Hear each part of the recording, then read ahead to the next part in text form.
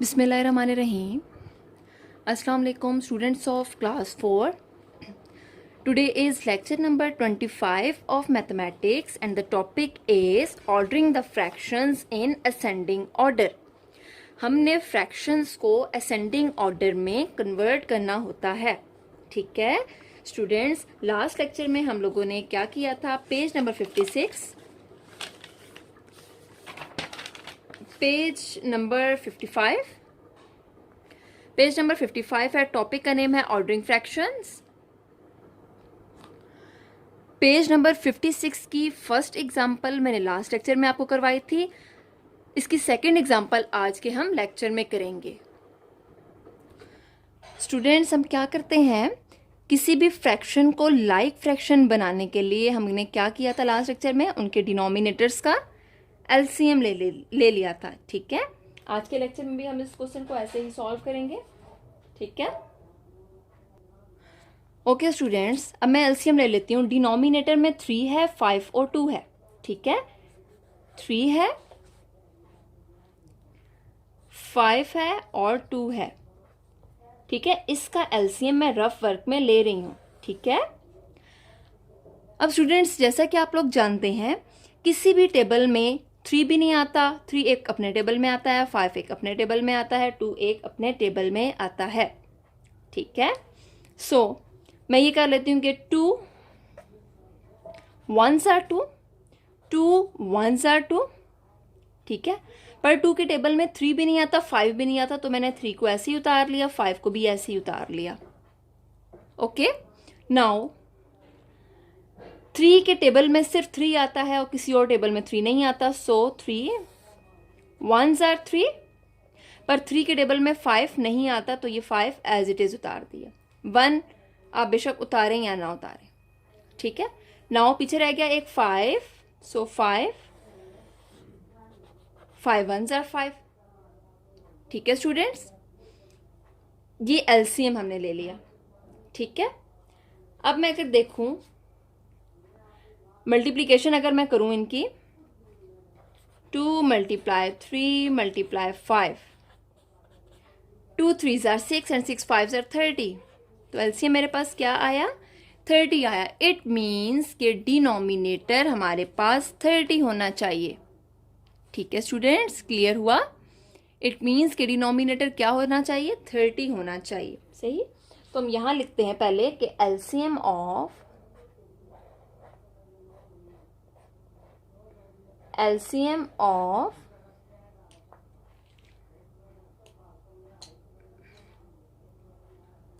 3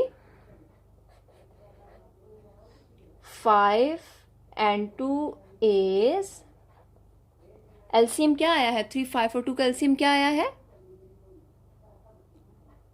30. Okay, सो यहां पे मैंने लिख दिया 30. ठीक है स्टूडेंट्स, एलसीएम क्या आया है 3 5 और 2 का? 30 आया. ठीक है, नाउ इसका मतलब ये हुआ कि डिनोमिनेटर हमारे पास 30 होना चाहिए. अब स्टूडेंट्स हम लोग क्या करते होते थे कि हम अब मैं 2 के, जैसे सपोज मैं यहाँ पे लिख रही हूँ, सबसे पहले ये फ्रैक्शन लिख रही हूँ 2/3. अब 2 को पहले मैं 2 से मल्टीप्लाई करूंगी, इसके डिनोमिनेटर को भी 2 से मल्टीप्लाई करूंगी, फिर मैं 3 से करूंगी, 4 से करूंगी, 5 से करूंगी. ठीक है, यही हम करते रहे थे ना कि जब तक डिनोमिनेटर 30 ना आ जाए तब तक मैं मल्टीप्लिकेशन करती रहूंगी. पर ऐसे तो बहुत ज़्यादा हम लोगों का टाइम लग जाएगा एक क्वेश्चन में. ठीक है ना, तो इसके लिए मैं क्या करूंगी, मुझे बताएं मैं कौन से ऐसे नंबर से 3 को मल्टीप्लाई करूं तो मेरे पास 30 आए. 3 को अगर मैं 10 से मल्टीप्लाई करूं तो 30 आ रहा है ना? 30 आ रहा है. इट मीन्स यहां मेरा डिनोमिनेटर 30 हो गया. ठीक है, अब मैं ये नहीं कि 3 को 3 को मैं 2 से करूं, 3 से करूं, 4 से करूं, 5 6 7 8 9 तक मैं करूंगी तो ये क्वेश्चन बहुत लंबा और लेंथी हो जाएगा. ठीक है, स्टार्ट पे हमने क्वेश्चंस किए थे, हम स्टेप बाय स्टेप क्वेश्चंस करते रहे ताकि आपके कॉन्सेप्ट्स क्लियर हों. अब आपने इस चीज को डायरेक्ट सॉल्व करना है. 3 10s are 30. It means numerator को भी मैं 10 से मल्टीप्लाई करूंगी. सो 2 10s are 20. ठीक है। सिमिलरली अब 4/5 को हम देखते हैं, इसको मैं डिफरेंट मार्कर से कर लेती हूँ। 4/5। अब स्टूडेंट्स मुझे बताएं 5 को मैं किस नंबर से मल्टीप्लाई करूँ कि मेरे पास 30 है।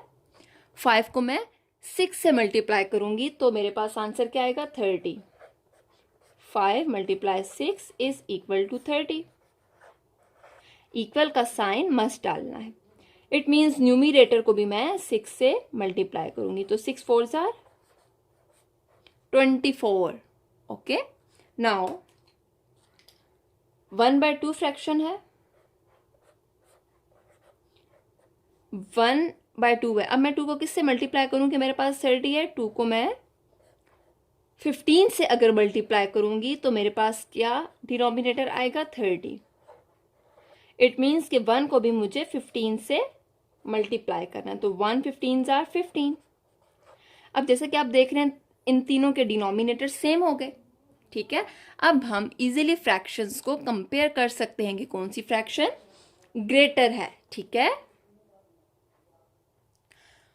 तो स्टूडेंट्स अब मुझे बताएं 20/30 किसकी फ्रैक्शन थी। 20/30 2/3 का आंसर आ रहा था ना। 2/3 की फ्रैक्शन 20/30 थी, ठीक है। तो मैं यहां लिख दूंगी 2/3, 20/3 था, 20/30 सॉरी, कॉमा 4/5 की फ्रैक्शन थी 24/30।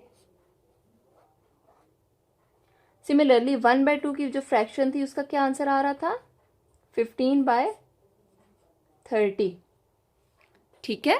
ये स्टूडेंट्स मैंने यही लिखा था कि आपको कंफ्यूजन ना हो। 2/3 की फ्रैक्शन का आंसर 20/30 था, 4/5 की फ्रैक्शन का आंसर 24/30, 1/2 की फ्रैक्शन का आंसर 15/30 था। मैंने यही चीज यहाँ पे लिखी है, ठीक है। नाउ अब आपने कंपेयर करना है कि कौन सी फ्रैक्शन ग्रेटर है, कौन सी फ्रैक्शन स्मॉलर है, ठीक है। सो आप लिख देंगे, अब आपने इनमें से बताना है, इनके डिनोमिनेटर्स को देखना है, ठीक है। इन फ्रैक्शंस को देखना है आपने जिनके डिनोमिनेटर सेम है। सो असेंडिंग ऑर्डर इज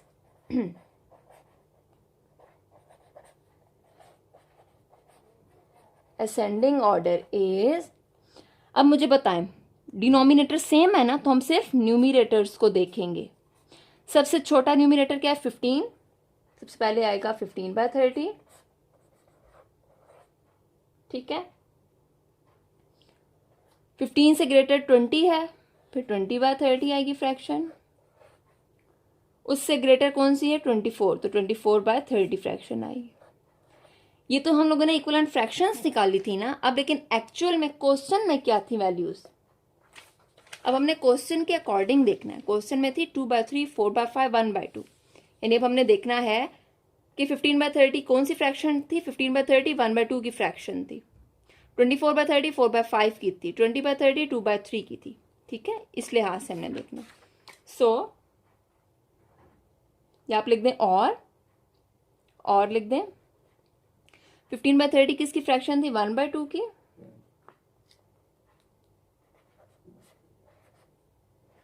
20/30 थी 2/3 की फ्रैक्शन,